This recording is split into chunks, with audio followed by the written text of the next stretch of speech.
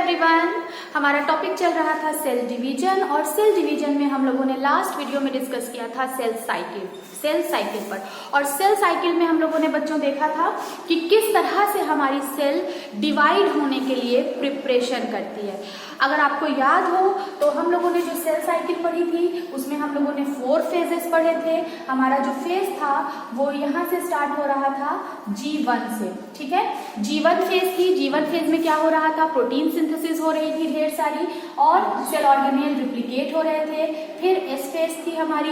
S phase में क्या था, हमारा जो भी क्रोमोसोम के अंदर डीएनए था उस डीएनए ने अपनी कॉपीज बना ली थी। फिर आता है G2 फेज। G2 फेज में क्या हुआ था, और ज्यादा प्रोटीन सिंथेसिस हुई थी और क्लोरोप्लास्ट और माइटोकॉन्ड्रिया भी क्या हो गया था, डिवाइड हो गया था, उसने भी अपनी कॉपीज बना ली थी। फिर G1 फेज से एस फेज और एस फेज से G2 फेज कंप्लीट करने के बाद हमारी सेल जो है वो चली गई थी एम फेज में। एम फेज क्या है बच्चों, एम फेज है एक्चुअल डिवीजन, ठीक है। ये 3 फेजेस हम लोग पढ़ चुके थे, आज हम लोग स्टार्ट करेंगे एम फेज, ठीक है। So without any delay let's start. अगर हम एम फेज की बात करें बच्चों तो एम फेज क्या है, हमारा एक्चुअल डिवीजन है, यानी सेल ने डिवीजन से पहले क्या किया था, सारी प्रिपरेशन कर ली थी किस तरह से उसे डिवाइड होना है। जब सारी प्रिपरेशन कंप्लीट हो गई, जब हमारी सेल जब एम फेज में आई तो एम फेज में क्या होना है, एक्चुअल डिवीजन होना है, उसे टूटना है, ठीक है। तो एम फेज भी हमारा क्या था, 2 पार्ट में डिवाइडेड था। एक था हमारा माइटोसिस और दूसरा था हमारा मियोसिस, ठीक है। माइटोसिस कहाँ हो रहा था, माइटोसिस हो रहा था हमारी सोमैटिक सेल्स में। हमारी पूरी बॉडी में हर जगह जितने भी सेल डिवीजन होते हैं वो माइटोसिस डिवीजन में होते हैं। और माइटोसिस डिवीजन में नंबर ऑफ क्रोमोसोम नई सेल में सेम होते हैं, यानी जो डॉटर सेल्स बनती हैं, जो न्यू सेल्स बनती हैं, वो अपनी मदर सेल की एज इट इज कॉपी होती है, ठीक है। मियोसिस कहाँ हो रहा था, मियोसिस हो रहा था हमारी रिप्रोडक्टिव सेल में, हमारे गैमीट्स में, हमारे मियोसिस डिवीजन के थ्रू क्या हो रहा था, हमारा गैमीट फॉर्मेशन हो रहा था, ठीक है। यानी हमारा जो मेल के अंदर जो स्पर्म सेल है और फीमेल के अंदर जो ओवम सेल है वो माइटोसिस से नहीं बल्कि मियोसिस के थ्रू क्या हो रहा था, डिवाइड हो रहा था, ठीक है। इस पर भी बात करेंगे, लेकिन आज हम लोग स्टार्ट करेंगे माइटोसिस, ठीक है। सो स्टार्ट करते हैं हम लोग बच्चों माइटोसिस। अब देखिए माइटोसिस हमें पढ़ना है तो पहले हमें समझना पड़ेगा कि माइटोसिस होता क्या है। एम फेज में हम लोग क्या पढ़ेंगे आज, माइटोसिस पढ़ेंगे। अब देखिए माइटोसिस में क्या होगा, एक सेल जिसके पास नंबर ऑफ क्रोमोसोम 46 हैं, ये जब अपनी डॉटर सेल बनाएगी तो एज इट इज अपनी सारी चीजों को अपने बच्चों में आधा आधा नहीं बांटेगी बल्कि पूरा पूरा क्या करेगी, डिवाइड करेगी, मतलब पूरा पूरा क्या करेगी, दे देगी अपने डॉटर सेल को। तो पूरा पूरा देने के लिए इसको अपनी सारे मटेरियल को, सेल के अंदर जितने भी क्रोमोसोम है, डीएनए है और जो है सेल ऑर्गेनेल्स है, उन सब की क्या करनी पड़ेगी, कॉपी बनानी पड़ेगी, तभी तो बराबर बराबर दे पाएगी, है ना। तो ये क्या करेगी, जब भी ये सेल बनेगी तो इसमें नंबर ऑफ क्रोमोसोम और बाकी सारे सेल कॉम्पोनेंट क्या होंगे, एज इट इज होंगे, ठीक है। आगे बात समझ में। अब हम लोग देखेंगे कि माइटोसिस में बेसिकली 2 टाइप के डिवीजन होते हैं, आप समझिएगा इसको। एक तो होता है कैरियोकाइनेसिस और दूसरा होता है हमारा साइटोकाइनेसिस। कैरियोकाइनेसिस और दूसरा होता है साइटोकाइनेसिस। अब ये क्या है, कैरियोकाइनेसिस का मतलब है डिवीजन ऑफ न्यूक्लियस, ठीक है। लिख लीजिए यहां पर, डिवीजन ऑफ न्यूक्लियस। यानी डिवीजन जो है जब यानी न्यूक्लियस जो है जब वो डिवाइड होता है तो इस प्रोसेस को हम बोलते हैं कैरियोकाइनेसिस, ठीक है। यानी किसी सेल के अंदर, मान लीजिए ये एक सेल है तो पहले उसके अंदर उसका न्यूक्लियस क्या होगा, डिवाइड होगा, ठीक है। पहले उसका न्यूक्लियस, यानी मान लीजिए कि ये हमारा सेल है तो सेल के अंदर पहले क्या होगा, न्यूक्लियस डिवाइड होगा। ये न्यूक्लियस क्या होगा, टूट के 2 पार्ट में डिवाइड हो जाएगा, ठीक है। 2 न्यूक्लियस हो जाएंगे। फिर यहां से क्या स्टार्ट होगी, साइटोकाइनेसिस। साइटोकाइनेसिस का मतलब क्या होता है, डिवीजन ऑफ साइटोप्लाज्म। लिख लीजिए यहां पर, डिवीजन ऑफ साइटोप्लाज्म, ठीक है। यानी जब न्यूक्लियस डिवाइड हो जाएगा तो फिर इस सेल का जो भी साइटोप्लाज्म है वो इस तरह से अंदर की तरफ क्या होगा, ऐसे तरफ जाने लगेगा, यहाँ पर एक फोर्स डेवलप हो जाएगा और धीरे धीरे धीरे धीरे ये सेल क्या होती जाएगी, ये डीप फरो होता जाएगा और सेल हमारी क्या हो जाएगी, दो पार्ट में इस तरह टूट जाएगी। ठीक है, तो देखा कितना इजीली हो गया। पहले कैरियोकाइनेसिस होगी यानी न्यूक्लियस डिवाइड होगा एंड देन उसके बाद क्या होगी, साइटोप्लाज्म डिवाइड होगा और साइटोकाइनेसिस हो जाएगी। तो चलिए देखते हैं कैरियोकाइनेसिस कैसे होता है। पहले हम लोग देखेंगे कैरियोकाइनेसिस कैसे होता है। चलिए ये सब मिटा देते हैं। अब देखिए बच्चों, अब यहाँ पर आपको थोड़ा सा समझना पड़ेगा कि कैरियोकाइनेसिस जो है वो भी 4 फेजेस में कंप्लीट होता है। ठीक है, हमारा जो कैरियोकाइनेसिस है उसके भी क्या है, 4 पार्ट है। ठीक, पहला पार्ट प्रोफेज, ठीक है, दूसरा पार्ट मेटाफेज, तीसरा पार्ट एनाफेज और लास्ट पार्ट टीलोफेज। ठीक है, ये इसी सीक्वेंस में आपको याद करना है। तो अगर यहाँ पर क्या है, कैरियोकाइनेसिस जब स्टार्ट होगी तो पहले प्रोफेज होगा, फिर मेटाफेज होगा, फिर एनाफेज होगा एंड देन उसके बाद टीलोफेज होगा। टीलोफेज तक आते आते हमारा न्यूक्लियस जो है वो पूरी तरह से डिवाइड हो जाएगा और टीलोफेज के बाद स्टार्ट हो जाएगी हमारी साइटोकाइनेसिस। ठीक है, इसको आपको इसी सीक्वेंस में याद करना है। तो याद करने के लिए छोटी सी ट्रिक है, आप याद कर लीजिए पीमैट।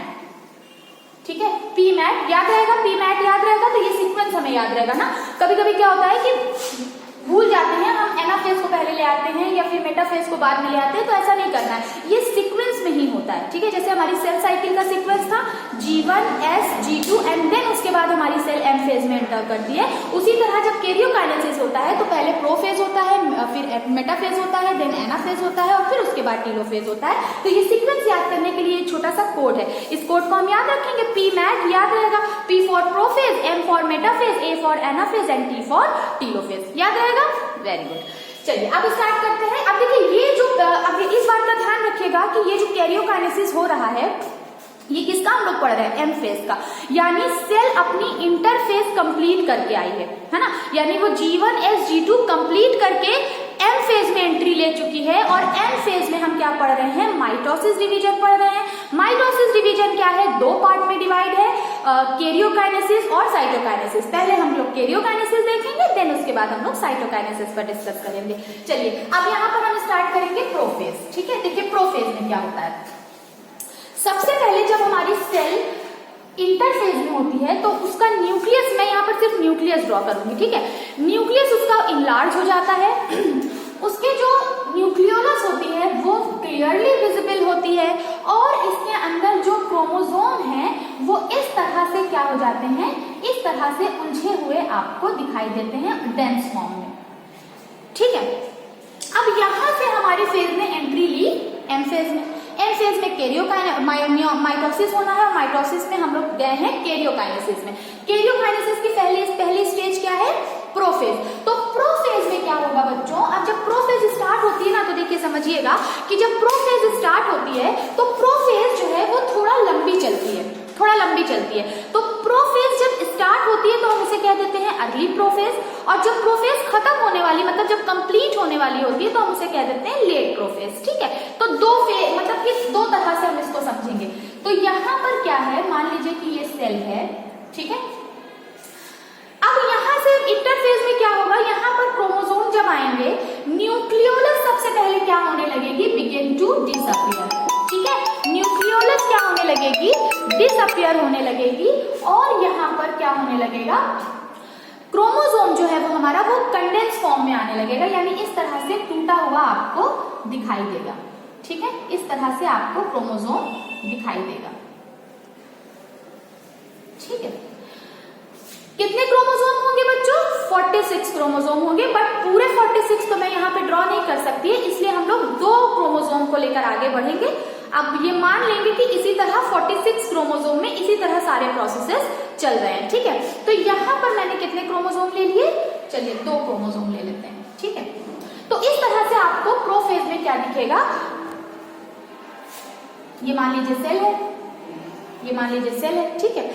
सेल के अंदर आपको क्रोमोसोम दिखेगा इस तरह से टूटा हुआ, ब्रेक फॉर्म में, छोटे छोटे पीसेस के फॉर्म में दिखेगा। ये अर्ली प्रोफेज है। ये कौन सी प्रोफेज है? अर्ली प्रोफेज है। अर्ली प्रोफेज में न्यूक्लियोलस डिसअपियर होती दिखेगी, क्रोमोसोम जो है वो पीसेस में ब्रेक हो जाएंगे, ठीक है। फिर ये फेज जब आगे बढ़ेगी यहां से किसमें आएगी? लेट प्रोफेज में। लेट प्रोफेज में जब आएगी तो मान लीजिए ये सेल है हमारी और ये क्या है? न्यूक्लियस है। दिख रहा है? दिख रहा है, ये न्यूक्लियस है। तो न्यूक्लियोलस पूरी तरह से डिसअपियर हो चुकी होगी।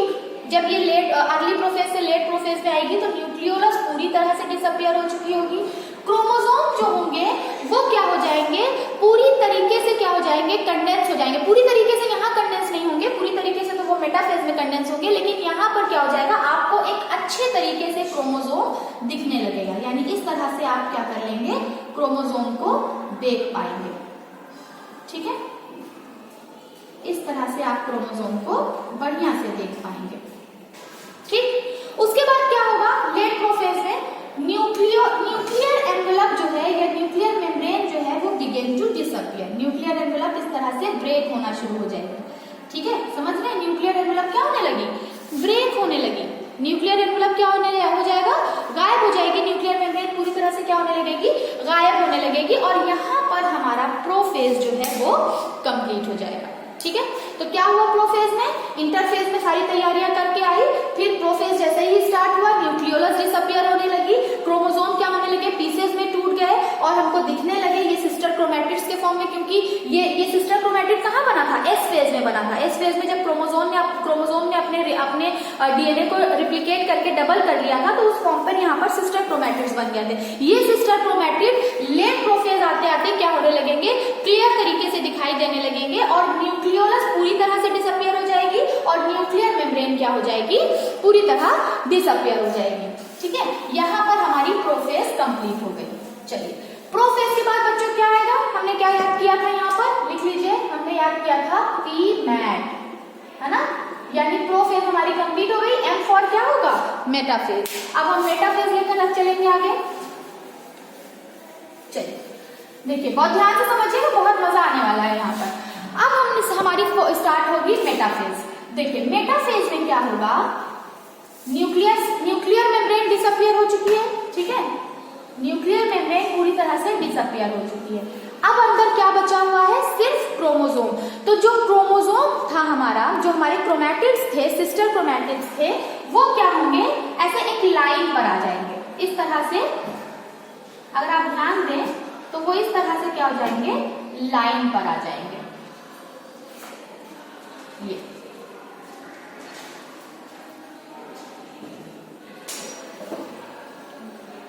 क्रोमोसोम क्या हो जाएंगे? एक लाइन पर आ जाएंगे, एक इक्वेटर पर आ जाएंगे, ठीक है। अच्छा, एक चीज छूट गई, प्रोफेज में क्या होगा? अगर आप ध्यान दें, थोड़ा सा मैं भूल गई बताना। प्रोफेज में क्या होगा? जब हमारे क्रोमोसोम न्यूक्लियर एनवेलप डिसअपियर हो जाएगा और हमारे ये जो क्रोमोसोम थे ये कंडेंस होने लगे थे, ठीक है। तो क्या होगा? यहाँ पे जो हमारा सेंट्रोसोम था, सेंट्रोसोम के अंदर क्या पड़ा हुआ था? आपने देखो, याद करिएगा, मेरी पिछली वीडियो में हम लोगों ने बात करी थी। सेंट्रोसोम में क्या था? इस तरह से सेंट्रियोल थे। तो सेंट्रियोल जो था, सेंट्रियोल भी क्या करेगा? एस फेज में अपनी कॉपी बना चुका होगा। तो 2 सेंट्रियोल आपको यहाँ पे नजर आएंगे प्रोफेज में, ठीक है। प्रोफेज में तो यहाँ पर क्या होगा? 2 सेंट्रियोल नजर आएंगे आपको और उन सेंट्रियोल के ऊपर इस तरह से छोटा छोटा क्या होने लगेगा? एस्टर फॉर्मेशन होने लगेगा। ऐसे कांटे निकल आएंगे, आप कह सकते हैं कि फाइबर्स की तरह दिखेंगे। इनको बोलते हैं एस्टर फॉर्मेशन, ठीक है। इसको क्या बोलते हैं? इसे बोलते हैं एस्टर फॉर्मेशन हो जाएगा यहाँ पर, ठीक है। और ये क्या होने लगेंगे? अपने पोल्स पर जाने लगेंगे। ये किसमें हो रहा था? ये प्रोफेज में ही था, ये मिस हो गया था बताते वक्त। तो ये भी क्या होगा कि क्रोमोसोम हमारे क्या हो जाएंगे? कंडेंस फॉर्म में आ जाएंगे। और जो हमारा सेंट्रोसोम था, जिसके अंदर सेंट्रियोल था, वो भी क्या हो जाएंगे? अपनी कॉपीज बना लेंगे और इस तरह से क्या कर लेंगे?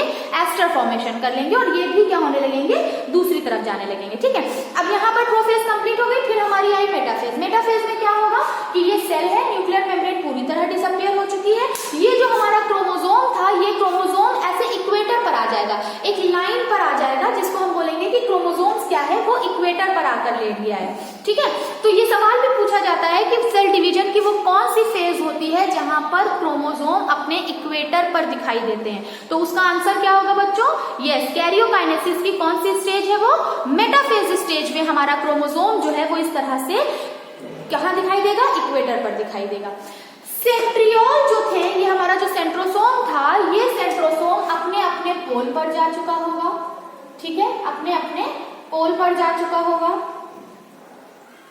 ठीक है, एस्टर फॉर्मेशन तो प्रोफेज में ही हो गया था, एस्टर फॉर्मेशन प्रोफेज में ही हो गया था। अब यहां पर क्या होगा? अब बहुत यूनिक सी चीज होगी यहाँ पे कि ये जो एस्टर था, ये एस्टर क्या करेंगे? धागे की तरह एक स्ट्रक्चर आगे बढ़ाएंगे। बेसिकली देखिए बच्चों, ये सारे काम जो है ना हमारे सेल के अंदर पड़ी हुई माइक्रोट्यूब्यूल्स करती हैं। छोटी छोटी माइक्रोट्यूब्यूल्स होती हैं। ये माइक्रोट्यूब्यूल्स क्या करती हैं कि इस तरह के फाइबर वाले जितने काम होते हैं वो करने का काम करती हैं। ठीक है, तो यहाँ पर जो एस्टर बना ना, एस्टर से क्या करेंगे? कुछ फाइबर जैसे धागे निकलेंगे। जैसे ऐसे समझिए जैसे आप लोगों ने वो देखा है, क्या बोलते हैं, स्पाइडरमैन। स्पाइडरमैन में आपने देखा होगा, स्पाइडरमैन क्या करता है? यहाँ से अपनी वेब फेंकता है। इस तरह वो वेब फेंककर क्या करता है? कहीं भी चला जाता है, कहीं भी वो क्या करता है? अपने आप को स्ट्रेच, मतलब अपनी वेब फेंकता है, फिर उसकी वेब जो होती है वो श्रिंक कर जाती है और वो वहां पहुंच जाता है। देखा है ना? नहीं देखा होगा तो देखिएगा स्पाइडरमैन में। तो यहाँ पर क्या होता है कि ये जो है ये इस तरह से एक फाइबर फेंकते हैं और ये फाइबर जाकर अटैच हो जाते हैं किससे? सेंट्रोमेयर से। ये देखिए, ये ऊपर वाला इधर फेंकेगा, ये वाला इधर फेंकेगा। इस तरह से क्या करेंगे? ये फाइबर फेंकेंगे। अच्छा, आपको ऐसा देखने से लग रहा है कि यहाँ पर ये सेंट्रोमेयर से आकर अटैच है, लेकिन यहाँ पर एक डिस्क लाइक स्ट्रक्चर बन जाता है। यहाँ पर एक्चुअली सेंट्रोमेयर से अटैच नहीं होता है, यहाँ पर एक डिस्क लाइक स्ट्रक्चर बन जाता है। यहाँ भी और यहाँ भी, जैसे मान लीजिए ये सेंट्रोमेयर है तो यहाँ पर एक डिस्क लाइक स्ट्रक्चर बन गया और यहाँ पर एक डिस्क लाइक स्ट्रक्चर बन गया। ठीक है, ये बीच वाला क्या है? सेंट्रोमेयर है। और ये डिस्क लाइक जो स्ट्रक्चर है इसको हम बोलते हैं काइनेटोफोर, काइनेटोकोर, काइनेटोकोर। ठीक है, तो यहाँ पर जो स्पिंडल फाइबर अटैच हुआ है ना, वो सेंट्रोमेयर पर अटैच नहीं हुआ है, बल्कि कहाँ अटैच हुआ है? काइनेटोकोर पर अटैच हुआ है। तो ये भी सवाल पूछते हैं कभी कभी वन वर्ड में, जब बहुत डीप क्वेश्चन बनता है कि स्पिंडल फाइबर जो होता है वो किससे अटैच होता है। तो बहुत सारे बच्चे सेंट्रोमेयर लगा के चले आते हैं ना, तो सेंट्रोमेयर से अटैच नहीं होता है, बल्कि सेंट्रोमेयर के ऊपर एक डिस्क लाइक स्ट्रक्चर बन जाती है उसी वक्त, और वो डिस्क लाइक स्ट्रक्चर को कहा जाता है काइनेटोकोर। और काइनेटोकोर से आकर हमारा स्पिंडल फाइबर क्या हो गया है? जुड़ गया है। ठीक, यहाँ पर हमारी मेटाफेज कंप्लीट हो जाती है। मेटाफेज में अर्ली और लेट नहीं है, मेटाफेज स्टार्ट होती है और झट से क्या हो जाती है? कंप्लीट हो जाती है। तो क्या हुआ मेटाफेज में? हमारा क्या हो गया? क्रोमोसोम इक्वेटर पर आ गया। सेंट्रियोल जो प्रोफेज में बन गए थे वो सेंट्रियोल अपने अपने पोल पर चले गए। सेंट्रियोल से एस्टर फॉर्मेशन प्रोफेज में ही हो गया था। एस्टर में से क्या हुए? स्पिंडल फाइबर्स निकले। स्पिंडल फाइबर ने, इनको क्या बोलेंगे हम? Spindle fibre, spindle fibre. ठीक, यहाँ पर स्पिंडल फाइबर बन गया और स्पिंडल फाइबर जाकर अटैच हो गया सेंट्रोमेयर के ऊपर बने हुए एक डिस्क लाइक स्ट्रक्चर से, जिसको हम बोलते हैं काइनेटोकोर। यहाँ पर हमारा मेटाफेज कंप्लीट हो गया। अब मेटाफेज के बाद क्या आएगा बच्चों? पी मैट में देखिए मेटाफेज कंप्लीट हो गया। अब आएगी हमारी कौन सी फेज? एनाफेज। एनाफेज हम लोग देखेंगे नेक्स्ट वीडियो में।